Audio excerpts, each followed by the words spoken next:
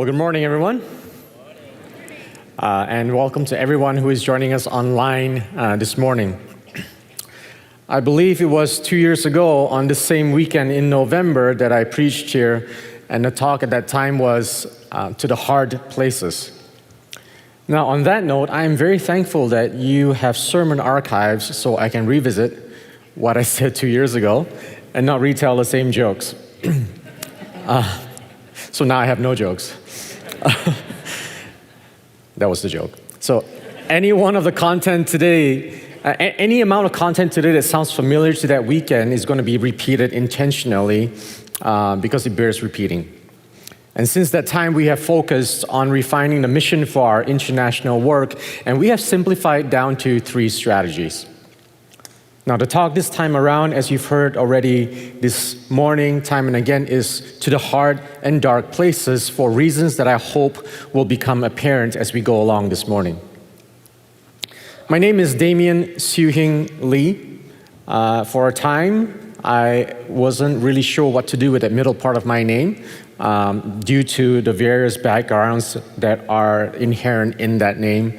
Not bad, just confusing, growing up in different parts of the world, having different cultures all embedded within.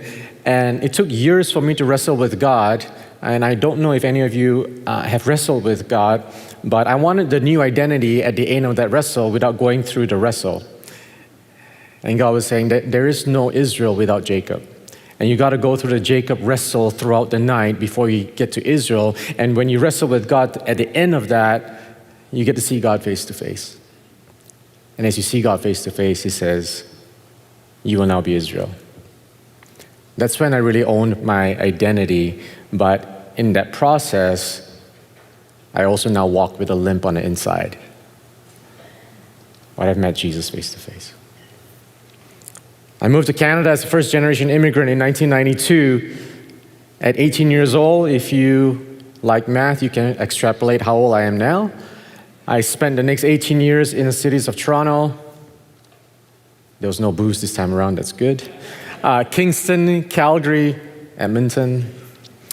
And then I completed a Bachelor of Commerce degree at Queen's University, met and married Darlene. We've been married 25 years now, so you can celebrate that with us. We raised 2 kids. I completed a Master of Divinity at Canadian Theological Seminary here in Calgary and then pastored for 4 years. In 2011, our family, we were deployed to the Middle East as Alliance International workers for 10 years up till 2021. And on March 1st, 2022, I started my current role as Vice President of International for the Alliance Canada, serving our international workers and overseeing all our global engagements.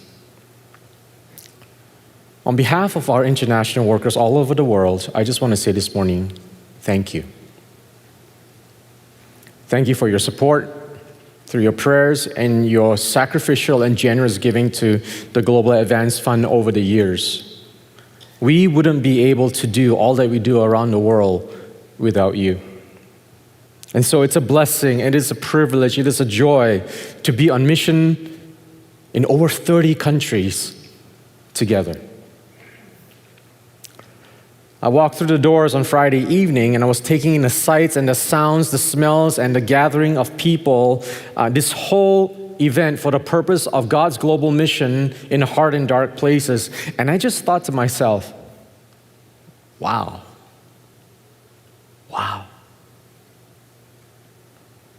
So I just want to say thank you to Brianna, thank you to Tiffany, thank you to the army of people it took to pull off this weekend. Well done. Well done.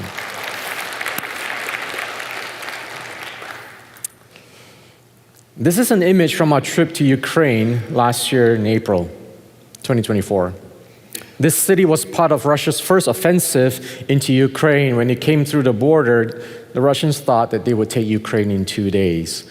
We know how that turned out.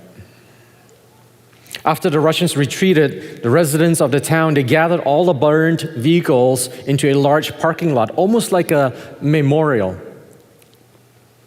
Some of them painted on these bombed out cars, as you can see. They were turning scenes of despair and destruction into something new. It was a visual, it was a visceral example of beauty rising out of ashes. In the face of death, subversive hope. Now, as a movement, this is the posture we are aiming for. We want to go to places that are hard to get to, where life is difficult, to share the hope of Jesus and be agents of transformational work.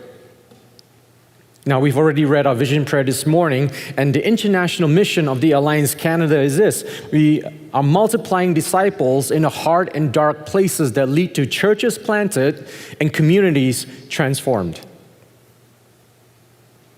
And in the following book on Alliance missions, I wrote in a foreword, while our methods and strategies must adapt to the times, our call to multiply disciples globally remains unchanged. Let me also be clear, we are not people of a missional strategy with a sprinkling of the Spirit. We are people of a missional spirit who directs our strategies. And so on that note, we will not be apologetic or shrink away from a kingdom mission that seeks to bring about transformation or renewal or justice or equality or hope to any one of the dozens of communities in which our international workers are active. And I've heard all the rhetoric about missions and people going to other places and influencing culture and whether that is good or bad. Let me just say this. Is it our purpose to influence the cultures of people groups that have yet to encounter Christ? Absolutely. If those cultures are also the ones that marginalize the poor and internally displaced, sell their women and children into the sex trade, expel whole people groups based on their religion or their race, or they exchange the love and truth of Jesus for the self and lies. So anytime all human culture is broken, whether it's Canadian, whether it is Western, whether it's European, whether it's Arab, whether it is Asian, whether it is Central Asian. It's all broken. And so whenever kingdom culture comes into contact with human culture, kingdom culture always reigns.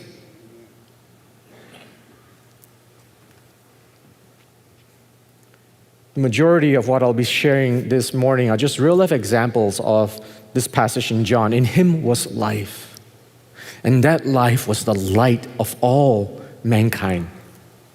That light shines in the darkness, and the darkness has not, isn't, and will never overcome it. See, a significant factor of our focus on the hard and dark places is simply the great imbalance between Christians and non-Christians in the world. I attended a Lausanne conference in Seoul last year where they released the State of the Great Commission report. And the report titled this phenomenon, Mission Misaligned. Do you know that 97% of international workers are sent to people who already have access to the gospel? They have churches, they have Bibles, they have lots of large Christian gatherings. Only 3%, 15,000 international workers are deployed for 3.4 billion unreached people in the world. If I did the math, and I did, there is one international worker for every 227,000 people who don't know Jesus. I have no words to describe that imbalance. And according to this report, although Christians are generous, they are not investing significantly in fulfilling the Great Commission. Only 6% of Christians are giving directly towards missions among non-evangelized or unreached people groups. Take it down further. In fact, only 1.7% of giving is directed towards reaching the unreached with the gospel. So I did a little bit of math behind the math and found out that for all the Christians in the world, for all the income we brought in 2022, and that's the latest figures we have, that there was $22,000 for each Christian globally. So you take Global South, all the whole world, $22,000 per Christian, and for all our giving, we put aside $3.40 for each person who doesn't know Jesus. $22,000 and $3.40. The parable of the talents comes to mind, and in it I hear the voice of Jesus. I gave you one, or I gave you two, and I gave you five. each according to your ability. And within that 1 and 2 and 5 was the stewardship of the gospel, of the good news of Jesus, of the great plan for the salvation of humanity that is fully free. And here, we've got $3.40 to reach each unreached person who hasn't talked about Jesus. I wonder how that conversation is going to go one day with Jesus. See, given the above gross imbalance, you should know that for the Christian Missionary Alliance in Canada, the majority of our international engagements are with unreached people groups in hard and dark places. And we recently developed this hard and dark assessment tool to evaluate all our current engagements and help us discern future people group engagements. And using the tool, our international workers respond to 25 questions divided into 2 categories. Guess what those 2 categories are? Hard, referring to the physical and environmental hardship of the country, such as access to healthcare, infrastructure, violence, war, housing. The dark category refers to how spiritually open the people group are to the gospel. It includes factors such as the hostility of the family or community or government towards the gospel, or access to Bibles and Christian resources, and the presence of a local church. And in developing this tool, our team consulted and employed the use of globally recognized sources of data, such as the World Population Index, the Passport Index, Visual Capitalist, the Joshua Project. And the scoring of a people group will then help us discern levels of engagement. Now, we developed this hard and dark tool in the context of some of the realities I'm about to present. This may be a review for many of you. The world's total population is 8 billion. 3.4 billion, 42%, have no exposure whatsoever to the good news of Jesus Christ. Buddhists, Hindus, Muslims have relatively little contact with Christians. Contrary to what you might believe in this day and age, there's least personal contact in overwhelmingly Muslim majority countries. Only 10% of individuals in the Middle East and North Africa are thought to have personal contact with a Christian. Now, they told us this would solve all the world's problems, right? There would be connection everywhere. People would get access to anything that they needed to get access to through TikTok, through Facebook, through Instagram, through any one of the social media apps that we have. And yet we are living today in a day and age where whole countries, whole nations, whole people groups are fully cut off from people and access to the gospel because of the governments and ideologies that cut off that access. So unless somebody steps foot into that culture and incarnates the presence of Jesus to talk about him, to live like him, to walk like him, people will not get any idea of who Jesus is. That was an overall view of people in the world who don't know Jesus. That's one slice of the pie. We're going to look at different slices of the pie this morning.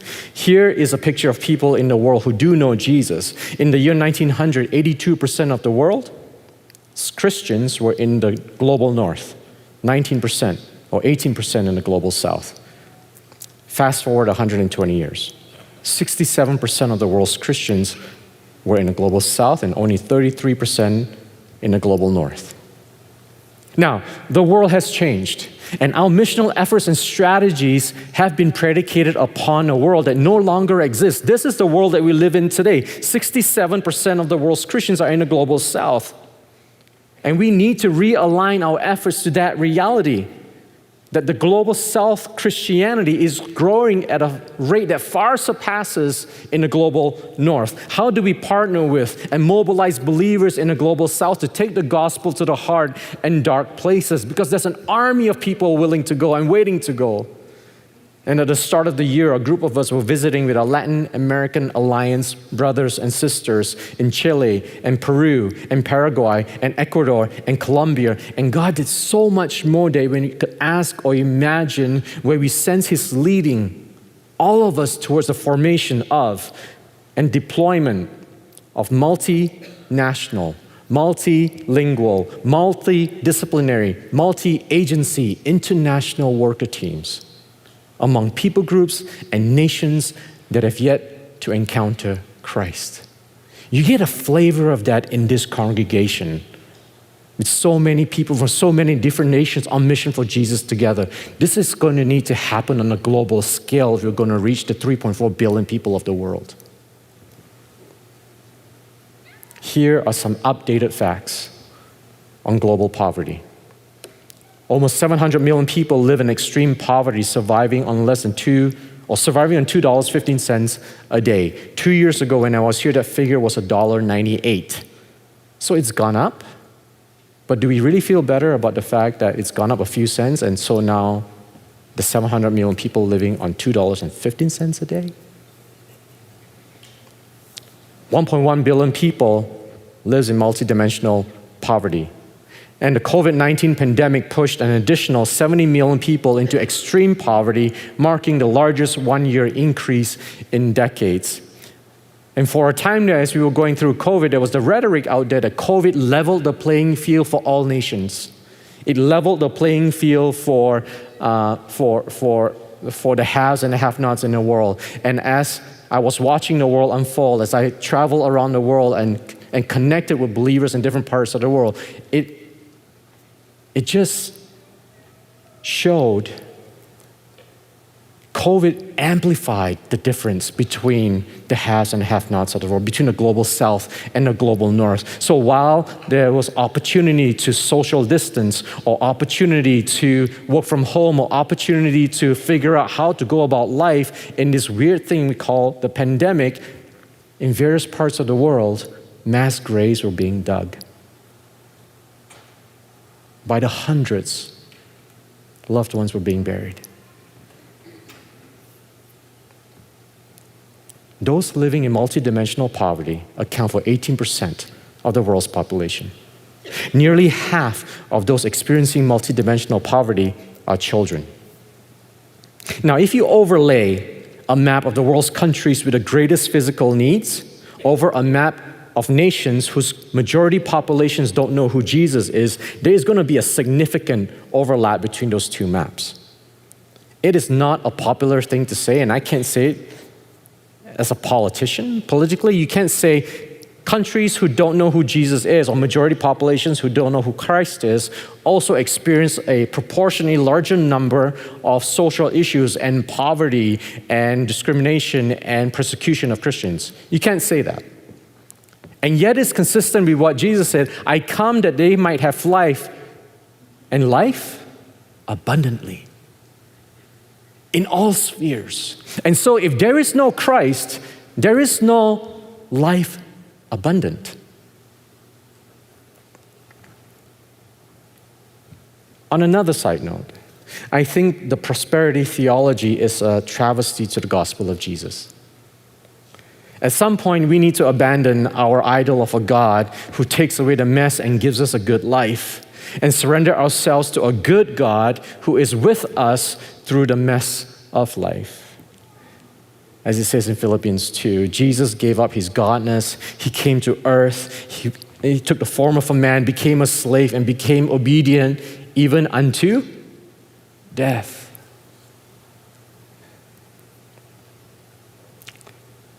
So let's talk about the global persecution of Christians. In 2025, over 380 million Christians were living in places where they experienced high levels of persecution and discrimination. These stats are tragic in today's day and age.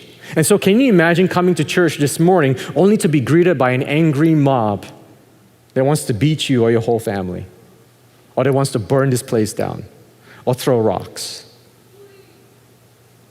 I was at a church gathering in the Middle East some time back, and we were escorted into this underground space. We only got 18 hours notice that this was going to happen. As we descended into the foyer, it was like a large living room. There were 65 to 70 people who had come in, and they also got word they were also about 12 or 18 hours ago this was going to happen. That's how it works. And so they walked in, and they were just overjoyed to be together. They were all believers from the majority religion, past believers, and they all accepted Christ. So families started coming in, and we were one of the few, less than a dozen, that has seen this community. And there were hugs, and there were kisses, and there was joy all around. And then they worshiped, and they praised God There were no kids programs. The children were there, the teenagers were there, the adults were there. It was beautiful. And then the preacher gets up to preach, and he preaches this incredible, heart-wrenching sermon. He had spent 6 months in jail, and now he's gotten out, and he's preaching, and he's talking about the Bible verses and the worship songs and the attitude and the mindset you have, not if, but when you go to jail for Jesus. And so, the few of us that were privileged to be in their presence said, what are we doing here? They know what they're doing. They're growing. They're suffering for Christ. They don't need us here. So we asked them, you're mature. You're resilient. You're suffering for Christ. Why would you need us to visit? We feel privileged to be here, but we feel unworthy to be here. And they said their words. They said, no. Your presence here signals to us that we are not forgotten. That we are part of God's global church. That we are not in this alone. It encourages us to know that thousands upon thousands are praying for us and that we are not isolated. Please, tell our story because we don't have that voice. See, the World Watch List creates an annual report on the global persecution of Christians. It lists the top 50 countries where it's most persecuted to be a Christian. And we have deployed or partnered with international workers among most people groups who are largely Muslim, Buddhist, or Hindu. And this is consistent with what the Apostle Paul writes in Romans, right? It has always been my ambition to preach the gospel where Christ was not known so that I would not be building on someone else's foundation. Our founder, A.B. Simpson, he would paraphrase that when he wrote, our movement stands for a commitment to reach the most neglected field, to avoid the beaten tracks of other laborers, to press on to the regions beyond, to preach the gospel where Christ has not been named.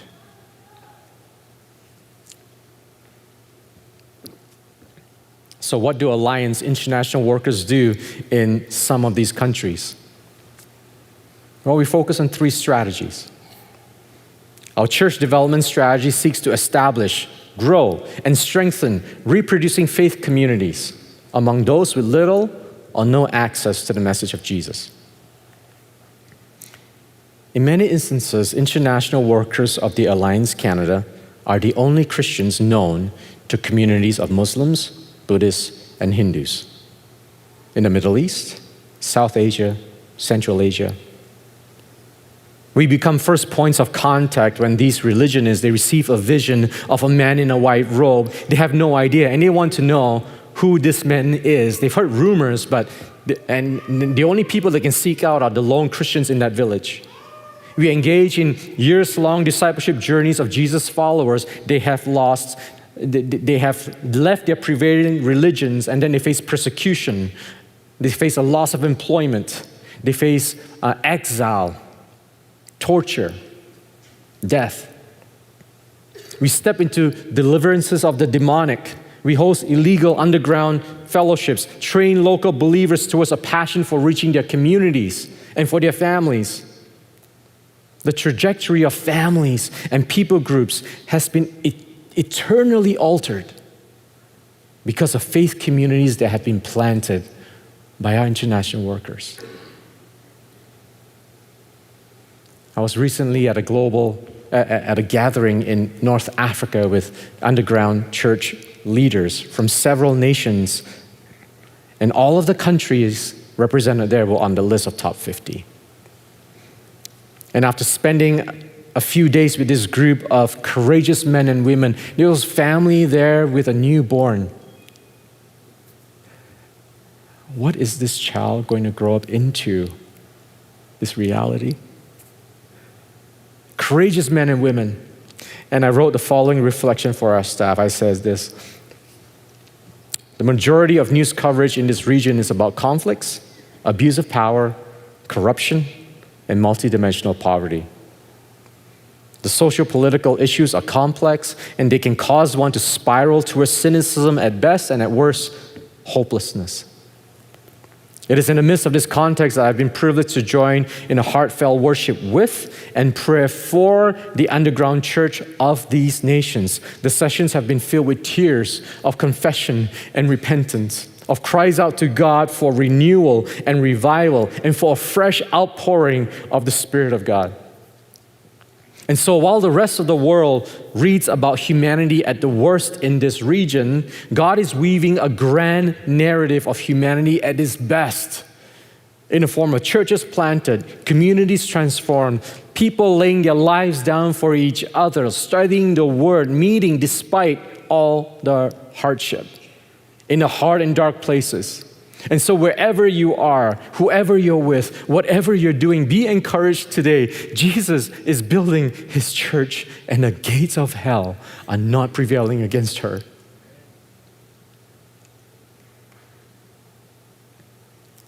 I've had the sober privilege of interviewing men and women from one of the most dangerous countries in the world to follow Jesus.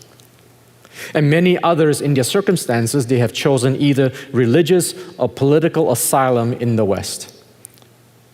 And so I asked them, why would you choose to stay in the midst of all this danger and persecution? Why would you choose to stay? And they would reply with passionate conviction, if we leave, who will be part of the church in our country? The future of our country is not dependent on the United Nations or on money or on the military. Everything else has failed us. Jesus is our only hope.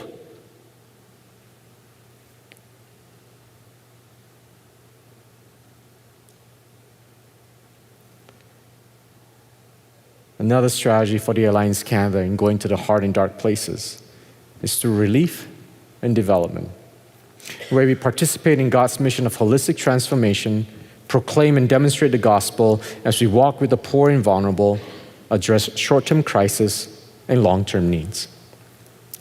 The children pictured here were rescued from sexual exploitation because our workers and ministry partners in this Southeast Asian nation gave their parents a safe place to live and work.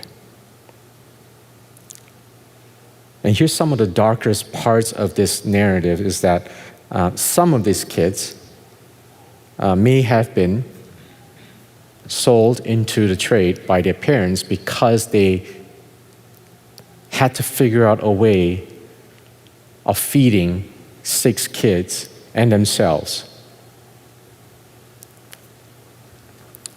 Now, before any of us may cast judgment, or I might have, say, how can a parent do that? What kind of world do we live in where a parent has to think about selling one of the 7 kids in order to feed the 6? When we live in a world with all the resources we need to feed everybody.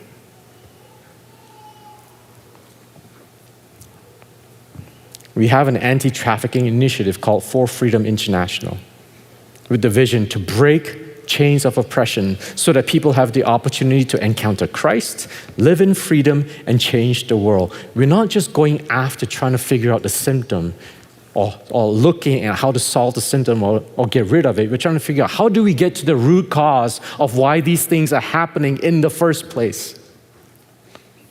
And the impact of this ministry over the years has been remarkable. It is one of the organizations that has been asked to help consult the government so that they rewrite child protection laws for an entire country.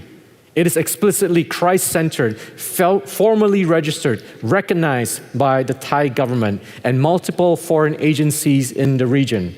As this ministry grows in its impact and its influence, we have received approval to raise $6.5 million towards the building of an anti-exploitation ministry center in Thailand, so that lives can continue to be increasingly transformed in this hard and dark corner of the world. The Christian Missionary Alliance in Canada, we are also one of the founding members of the Canadian Food Grains Bank. It exists to end global hunger. It's rooted in the belief that humankind is created in the image of God, and it is God's desire that no person should go hungry. This may be one of the best kept secrets in ministry.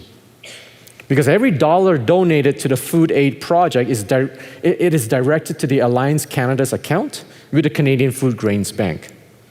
And why is it a good idea? Because this donation is matched by Global Affairs Canada at a 2-to-1, 3-to-1, or 4-to-1 ratio. Now, I don't know any other investment opportunity that can guarantee a doubling, tripling, or quadrupling, and is currently operating in 40 countries of the world whose populations are experiencing extreme hunger. Now, a third strategy of the Alliance Canada in going to the hard and dark places is through Marketplace International Workers, where you engage people through your vocational skills as ambassadors for Christ in cross-cultural contexts to receive care, coaching, and community from Alliance teams. See, most countries falling under the hard and dark category, they're not rolling out the carpet and welcoming the traditional international worker to make disciples or to plant churches.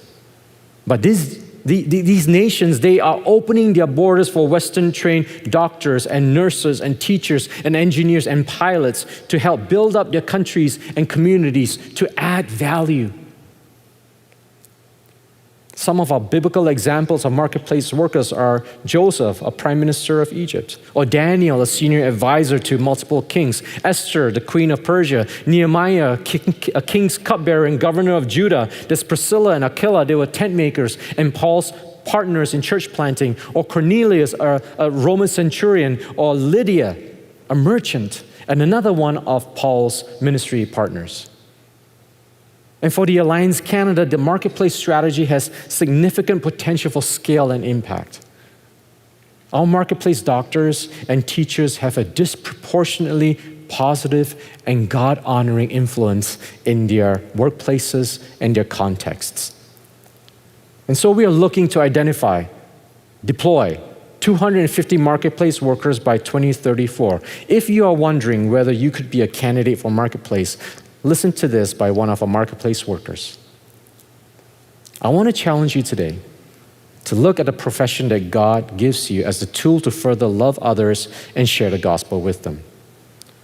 Do not feel that you are too underqualified for this. God qualifies the called.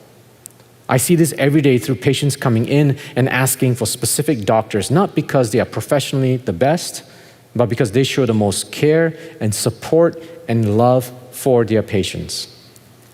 And this source of light and love that only comes from Jesus Christ shines brightly to all our patients, and they can see it clearly.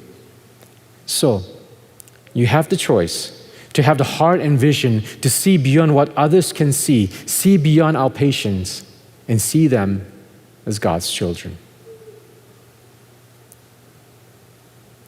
Now, in developing our strategies for engagements in the hard and dark places, we have now considered the state of the unreached, the shift in global Christianity, worldwide poverty, and the persecution of Christians.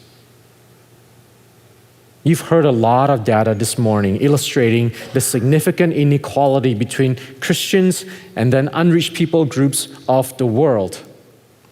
But this imbalance isn't the main reason, isn't the main motivation we go to the hard and dark places, because that motivation can come and go and it can wane. We go to such places because that was the example set by Jesus. And as Jesus said, as the Father sent me, so I send you. You know, Jesus sat with the Samaritan woman at the well. He crossed ethnic and moral boundaries, and as a result of her testimony, it says, "Come and see this man who told me everything I ever did." The whole village went, they visited Jesus, and they came to believe in him. Jesus ate with tax collectors and sinners, which infuriated the religious crowd.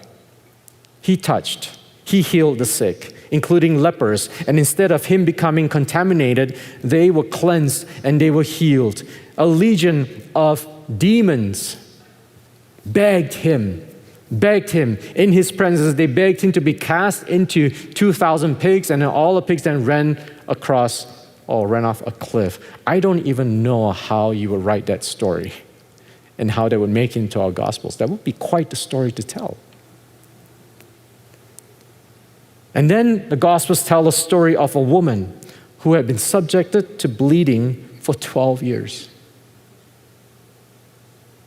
And it's such a short story, but try to place ourselves in that situation. She had suffered physically, emotionally, socially. She had been outcast. She had spent all her money on doctors, the scriptures say, but she only got worse.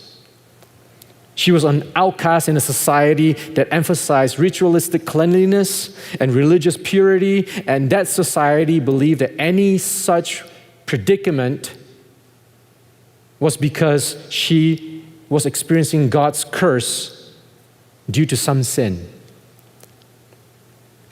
And so when she heard about Jesus, she came behind him in a crowd, it says, and she touched his cloak.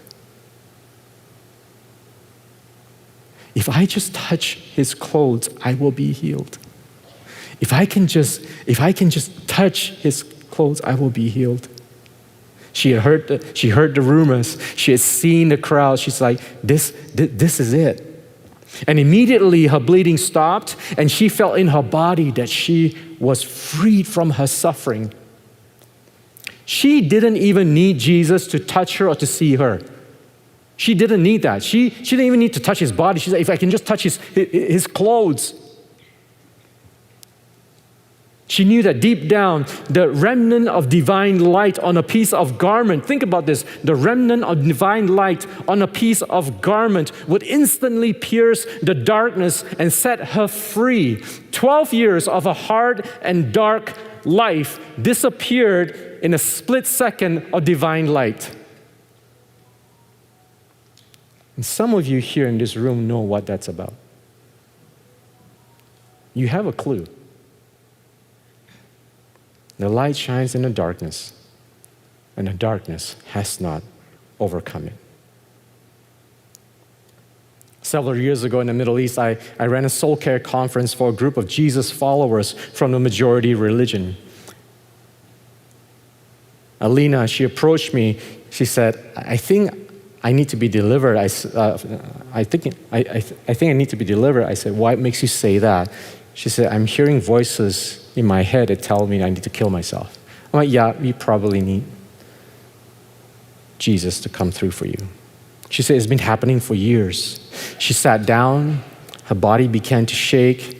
She revealed decades worth of abuse as a child and continued on into adulthood. She said she knew she was being demonized from the constant voices in her head.